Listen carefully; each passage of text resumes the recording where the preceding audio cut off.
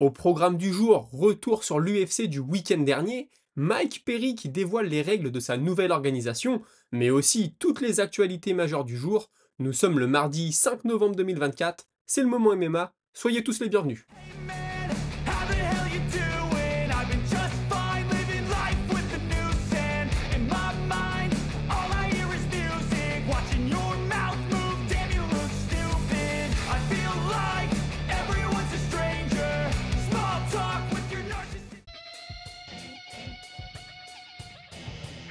Le week-end dernier, à l'UFC Edmonton, on ouvrait la carte principale avec celui qui était vu il y a encore quelques mois comme le plus susceptible de ramener une ceinture au Canada, Mike Malott bien sûr. Malheureusement, comme vous le savez, sa défaite face à Magny était venue un peu calmer les ardeurs de nos amis canadiens. Samedi soir, il s'est imposé à la décision unanime dans un combat quasiment que de striking face à un adversaire à qui il a fallu un round avant de démarrer. Et puis quand il a démarré, hein, c'était pas un TGV et il a été petit à petit. C'était pas forcément le combat le plus spectaculaire, mais on peut supposer hein, que se remettre sur le chemin de la victoire va lui faire beaucoup de bien, surtout mentalement. En conférence de presse, il a déclaré que plusieurs fois dans le combat, il a pensé à accélérer afin de terminer son adversaire, mais que c'est ce genre de comportement qui lui a coûté son dernier combat. Il a donc préféré jouer la carte de la sécurité, convaincu qu'il était en avance sur la carte des juges. Et puis enfin, il ajoute que c'est la première fois de sa carrière à l'UFC qu'il propose un combat aussi stratégique et que les 15 minutes de temps de combat lui seront bénéfiques pour la suite de sa carrière. Petit coup de clim dans la salle ensuite avec la défaite par KO du Canadien Marc-André Barriault. On peut dire quand même qu'il est tombé avec les armes à la main après avoir passé plusieurs minutes au sol. En position défavorable, il se relève et veut faire payer à son adversaire. C'est quelque chose qu'on dit souvent de faire hein, quand t'as un combattant qui a été au sol, qui a passé un mauvais moment. Quand il se relève, on dit toujours c'est le moment de lui faire payer, vas-y. Et là, très vite, c'est parti dans une bagarre de bar, comme on a pour habitude de dire. Et puis au jeu du à toi à moi, c'est son adversaire qui vient appuyer sur le bouton et Barrio qui s'écroule et il n'y a rien à dire. Dans ce genre de situation, ça peut basculer d'un côté comme de l'autre. Et puis samedi soir, malheureusement pour le Canadien, la pièce n'est pas tombée du bon côté. On a ensuite Jasu Davicius, vous m'excuserez pour la prononciation, qui a fait ce qu'il fallait. Je suis la meilleure au sol, je t'y amène, je t'y domine et enfin je t'y termine. Forcément pas le combat que les spectateurs aiment le plus, mais il y a tout de même une finition et ça compte hein, parce qu'une victoire au terme d'un combat qui a été au bout du chrono et dans lequel tu n'as fait que, entre guillemets bien sûr, dominer grâce à ton grappling, c'est malheureusement souvent critiqué, mais quand tu arrives à aller chercher la finalisation, c'est une toute autre histoire, ça plaît à l'UFC et ça permet de te vendre un peu mieux pour la suite. Avant d'attaquer le co-main event, on a eu Ribeiro qui s'est imposé face à Machado. Les deux étaient sur un 0-2 à l'UFC, un 0 victoire, 2 défaites. Et honnêtement, après ce genre de prestation, hein, je suis pas sûr que la Big League ait envie de continuer avec eux. C'était pas le plus beau combat de la soirée, loin de là. Je ne suis pas confiant pour la suite pour nos deux amis à l'UFC. Dans le combat co-principal de la soirée maintenant, je pense que Namajunas hein, a dit adieu au top de la catégorie. Malheureusement, c'est une combattante qu'on a beaucoup aimée, qui nous a fait vibrer, mais là je pense que ça commence à plafonner. Elle avait pourtant bien commencé, hein, elle était mobile, précise, elle avait l'avantage technique debout en plus. Dans le second round, quand elle a amené Blankfield au sol sur une phase de clinch qui pourtant avait été initiée par son adversaire, je me suis dit que ça allait être très dur pour cette dernière de ne pas lâcher mentalement. Et puis pourtant, c'est bien Blankfield qui va s'imposer dans les dernières reprises. On a vraiment l'impression qu'elle s'est rendue compte que les frappes de Rose n'étaient pas un si gros danger pour elle. Et puis ça, combiné au fait qu'elle devait se savoir hors tard au scoring, elle a mis la marche en avant et elle a réussi à étouffer Namajunas petit à petit. Personnellement, j'avais Namajunas favorite dans ce combat, mais là, Blankfield, je ne peux que m'incliner, franchement, bien joué de sa part.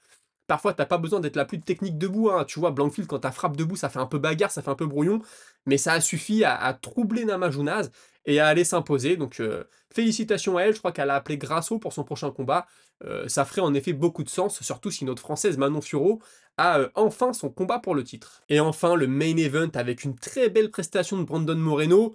Si on pouvait douter de son niveau et de sa motivation suite à son dernier combat, dans lequel il était apparu un peu limité, je dirais, un peu absent même, samedi soir, clairement, il était au top, et bien sûr, on pourra me répondre qu'Albassi revient de blessure, et donc d'une période d'inactivité, mais quand même, hein, Moreno a montré qu'il fallait toujours compter sur lui dans le gratin de la catégorie, et puis surtout, on notera ses très belles frappes en sortie de corps à corps, on sait que c'est toujours un moment clé, hein. Peu exploité, je trouve, par la majorité des combattants, mais lui, il a su en tirer profit, et il a même failli trouver le KO hein, sur une de ses phases, je crois que c'était dans le quatrième ou le cinquième round. Et puis d'ailleurs, pour en revenir à son dernier combat face à Royval, il a expliqué en conférence de presse qu'il était absent mentalement ce soir-là, et puis qu'il a profité de ces derniers mois pour recharger les batteries, et qu'il était en feu pour le citer samedi soir. Tout était parfait, son timing, sa défense de takedown, etc. Il a vécu un très bon camp d'entraînement et est convaincu, surtout ça c'est important, de pouvoir réitérer ce genre de performance pour ses prochains combats. C'était pas juste un coup d'éclat comme ça, il est toujours là, il a toujours la ceinture dans un coin de sa tête. Il a confié aussi avoir senti que Albazi a été durement touché à plusieurs reprises. Il a essayé de terminer le combat mais était très méfiant, bien conscient que son adversaire l'attendait en contre, notamment avec son puissant overhand. Et pour la suite, il pense devoir combattre encore une fois avant d'avoir sa chance à la ceinture, mais il ne sait pas quels sont les plans de l'UFC, donc tout peut se passer pour lui. Avant de passer à autre chose, je voulais quand même dire un mot de Charles Jourdain qui essayait sur la carte préliminaire de donner un second souffle à sa carrière, avec une descente chez les poids coqs, et pari réussi pour lui, puisqu'il s'impose par guillotine dans le second round, après pourtant avoir été dominé un bon moment au sol. Debout, il a été fidèle à lui-même, à savoir une volonté de faire mal sur chaque frappe. C'est un combattant que j'aime beaucoup, qui dit s'être beaucoup inspiré, lui, d'Anthony Pettis. Et c'est vrai qu'on retrouve quelques similitudes dans le style. J'avais peur, personnellement, qu'en cas de défaite, il annonce sa retraite. On sait qu'il ne veut pas faire de vieux os dans le sport, mais il repart avec la victoire et on lui souhaite le meilleur pour la suite. Pendant sa conférence d'après-combat, il est revenu sur les raisons qui l'ont décidé à changer de catégorie, et la principale, c'est qu'il s'est rendu compte qu'il était un des poids plumes les plus légers, si ce n'est le plus léger du roster UFC. Faire le poids dans cette catégorie, ça n'a jamais été un problème pour lui, il pouvait même manger des pizzas et toujours se peser à 65 kilos. Lors de son dernier combat, il pense que son adversaire est arrivé à pas loin des 80 kilos dans la cage, alors que le plus lourd que lui pèse dans la vie de tous les jours, c'est 72 kilos. Forcément, ça fait pas lourd. Et puis il s'est fait suivre par le staff médical du Performance Institute pour sa descente en coque, que ce soit les diététiciens, mais aussi le psychologue du sport, qu'il a pendant longtemps cru totalement inutile, mais considère aujourd'hui comme très important.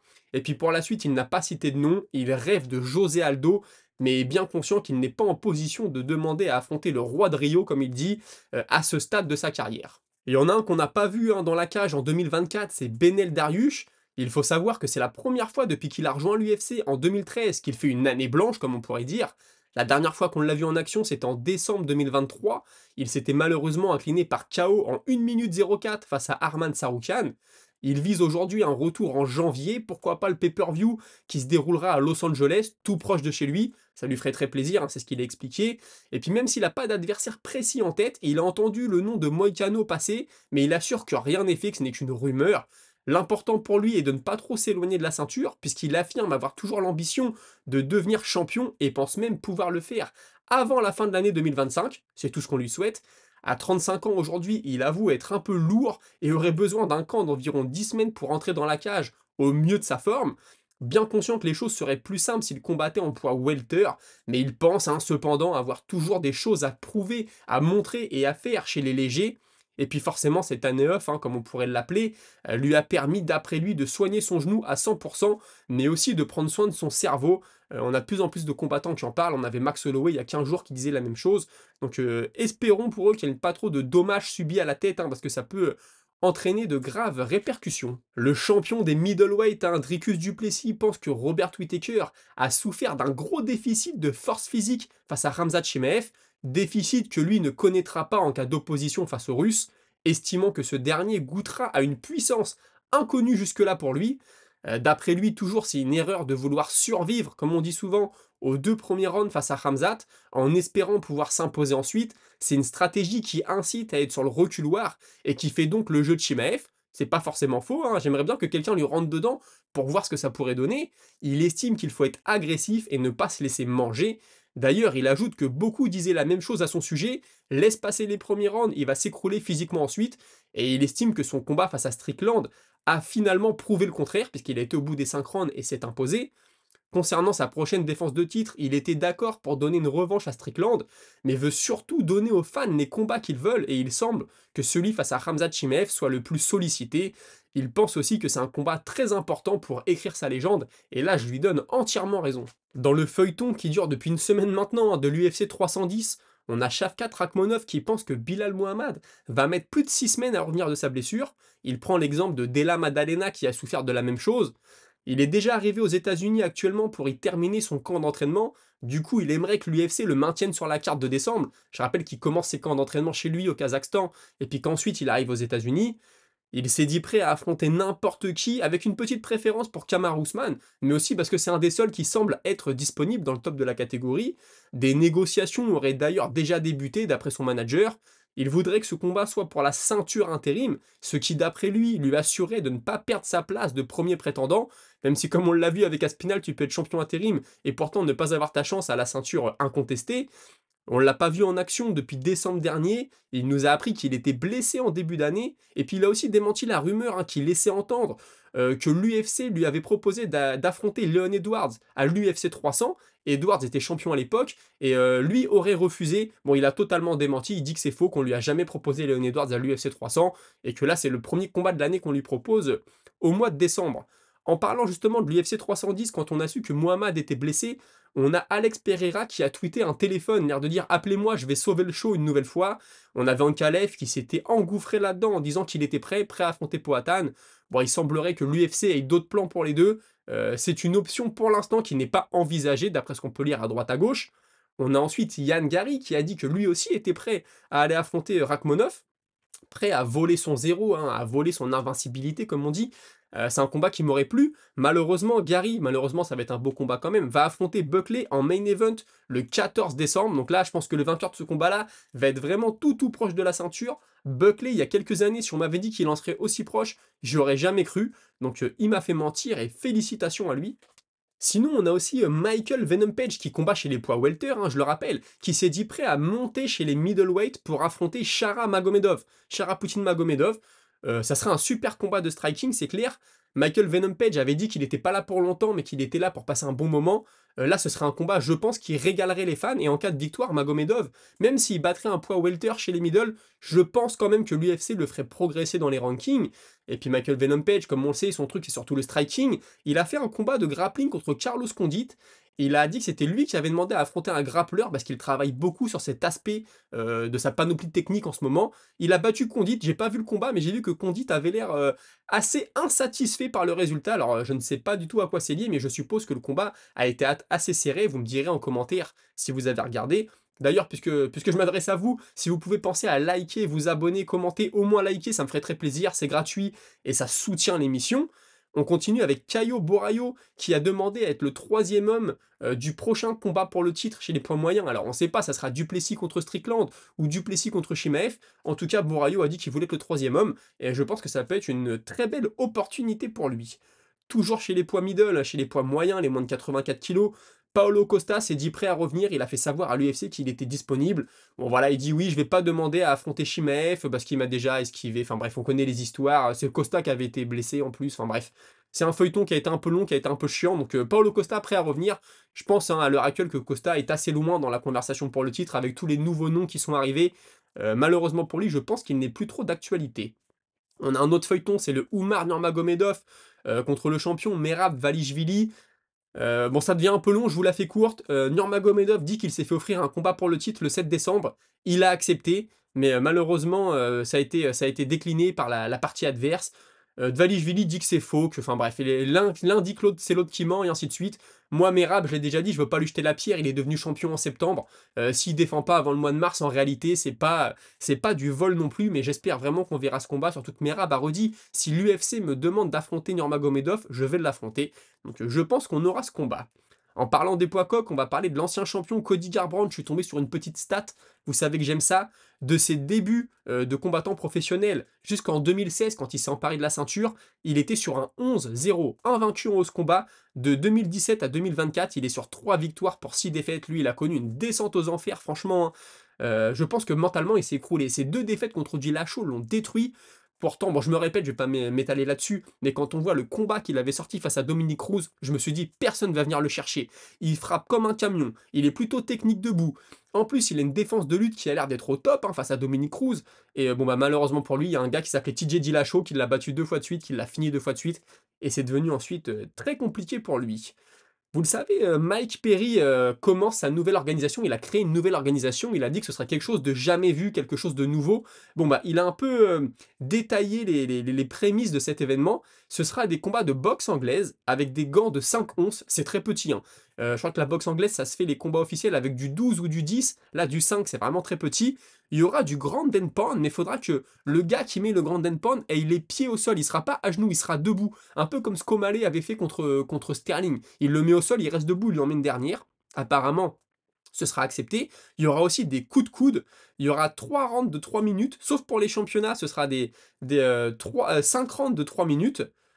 Et le ring sera plus petit que les autres rings de boxe habituellement. Donc hâte de voir ce que ça va donner. Je vais pas suivre ça toutes les semaines, mais je vais peut-être regarder un ou deux combats juste pour voir ce que ça peut donner. Boxe anglaise avec les coudes et le grand and pound, c'est du jamais vu. Il nous l'avait promis. Il le dit, je suis le king of violence, hein, le roi de la violence. Donc je ne peux que vous offrir quelque chose de violent. Apparemment, le 23 novembre, il y aura une première avec des combats déjà. Il n'a pas donné plus de détails que ça, mais écoutez, pourquoi pas, ça peut être... c'est toujours amusant. Puis là, on voit que c'est la mode entre guillemets des nouveaux styles qui arrivent. On a vu le karaté combat il y a quelques années. Là maintenant on a ça, on a eu le bare knuckle, etc. Tout le monde essaye de se diversifier un peu. Masvidal avec son MMA à main nue. Donc pour les fans de sport de combat, c'est toujours une bonne chose. Sinon, l'UFC qui se sépare de deux combattants, alors il y en a un, il le voulait pas, hein, c'est Robelis Depeigne, le cubain champion de taekwondo qui a perdu le week-end dernier ou il y a 15 jours. Bon bah malheureusement c'est fini, on avait beaucoup parlé de lui au début, ça a fait pchit, il ne fait plus partie du roster. Et Germaine de Randami, vétérante néerlandaise, c'est elle qui annonce se retirer du sport. Elle voulait arrêter en 2024, l'UFC ne lui a rien proposé, donc elle veut pas pousser jusqu'en 2025. C'est terminé pour elle. Sinon, on a Youssef Bouganem qui va combattre en MMA. Ça va se passer au Brave CF, Brave FC, hein, bien sûr. Et il va affronter le français Johan Van de Hel, qui lui est à 4-3. Le combat aura lieu en Autriche, donc on lui souhaite le meilleur. Une rumeur aussi, Nat Landwehr qui affronterait Du Ho Choi, le sud-coréen. Apparemment, ça aurait été ajouté à l'UFC 310 du mois de décembre. Rien d'officiel, mais moi, c'est un combat que j'adorais. Landwehr, on parle pas du prochain champion, mais lui, il y va pour tout donner. Il est prêt à tout laisser dans la cage et j'adore ce style de combattant. Et pour finir, vous savez, Ilia Topuria a choqué tout le monde en mettant KO Holloway. Et là, on a Eddie Alvarez qui dit avoir entendu ou avoir vu que Topuria, quand il est venu s'entraîner chez Kill Cliff, donc une grosse salle aux États-Unis. On a notamment Yann Gary qui est passé, Shavkat Rakhmonov, etc. Il y en a des dizaines.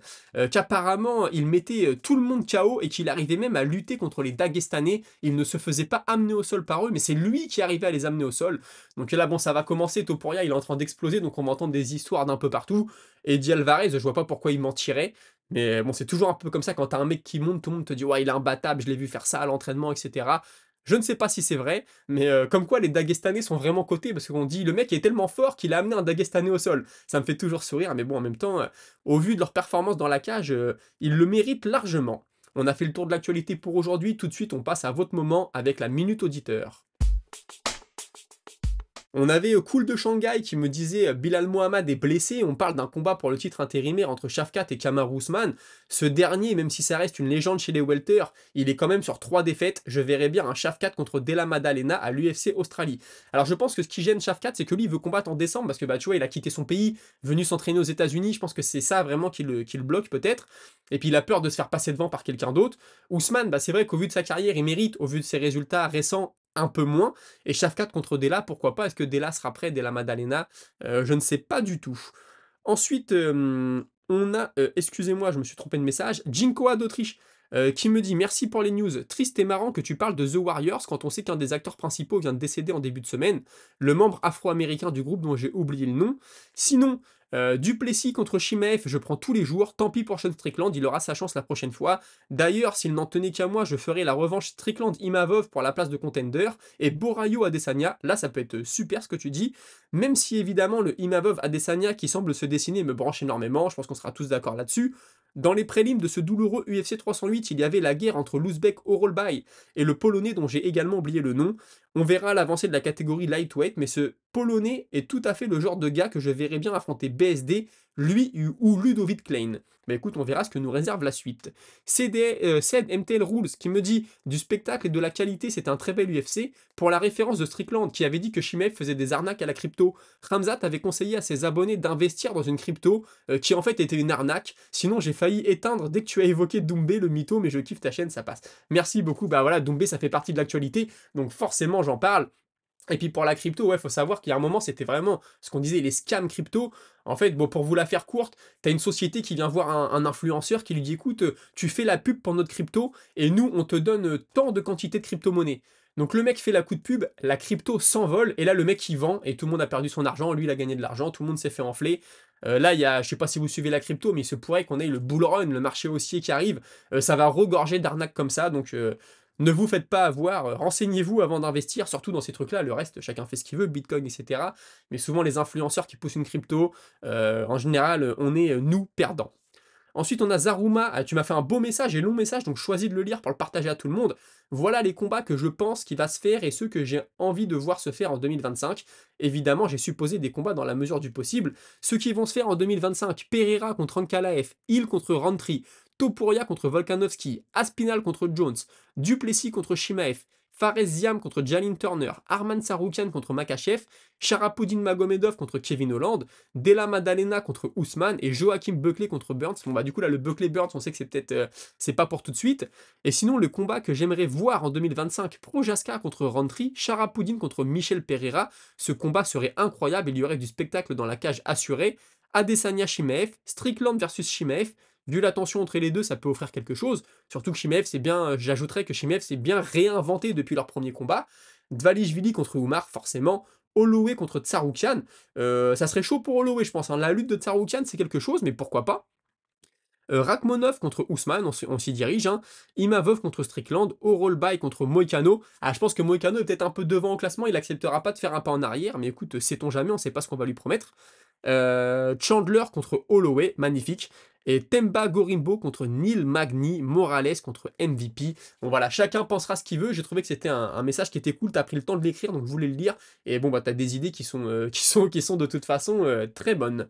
J'ai Kameda qui me dit les takedowns de Khamzat sont vraiment beaux. N'empêche, faut en parler. Il a sûrement les takedowns les plus beaux que j'ai vus de l'UFC. Il tente de super loin et une fois agrippé, il te lâche plus. T'as entièrement raison. Là, il a été le chercher super bas le takedown contre Whittaker. C'était impressionnant. En plus, c'est explosif, il fait pas dans la demi-mesure, il y va à fond. Tu te prends le train en pleine tronche, hein, comme on a pour habitude de dire. C'est assez impressionnant. Et puis tu ajoutes, et j'espère qu'avec cette performance de Khamzat, les gens vont comprendre à quel point Ousmane c'est un monstre pour ne pas se faire étouffer par Khamzat. T'as entièrement raison, tu me l'as rappelé, mais oui, Ousmane avait survécu à ça, et Gilbert Burns aussi. Et d'ailleurs, Khamzat a dit que quand il affronte Ousmane, il avait été malade toute la semaine. Bon, vous pourrez me dire c'est une excuse, hein, j'en sais rien, il l'a dit, je vous le répète. Mais il dit c'est pour ça que je me suis écroulé physiquement dans le combat, donc je sais pas. Mais oui, Ousmane, sacré travail de défense, hein. Anonymous qui me dit même avis, pas fan du tout de Magomedov. Pour moi, dès qu'il va se confronter à l'élite, il aura pas le niveau, c'est sûr. En plus, j'aime pas du tout sa façon de combattre. Il a une garde super large, je kiffe pas ses combats. Qui sont ennuyeux malgré les coups de coude retournés, j'ai pas kiffé, il va vite plafonner comme tu dis, j'ai le flair pour ça avec un emoji qui rigole, on parle de Magomedov Charapoudine bien sûr. Écoutez, c'était tout pour aujourd'hui, j'espère que vous avez aimé, la semaine dernière vous le savez c'était les vacances, pas facile d'enregistrer, j'espère faire 2 ou 3 vidéos cette semaine, on se retrouve très vite, passez une bonne soirée, salut.